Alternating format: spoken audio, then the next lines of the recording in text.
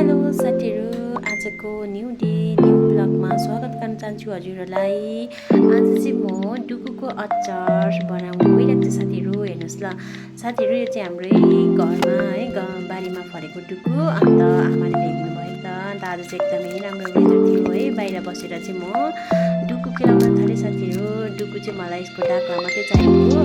अन्त एक साइड मैले यसको पत्ता, एक साइड डाक्ला गर्न थालेँ साथीहरू हो। अन्त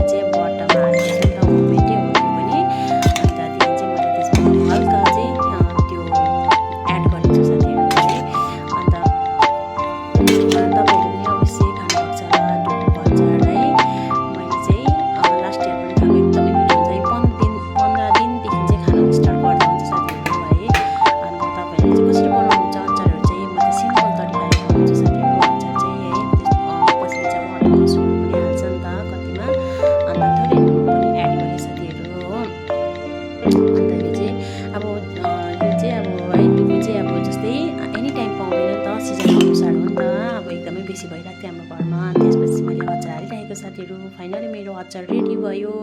अब यसलाई चाहिँ म घाममा सुकाएँ साथीहरू एक दिन।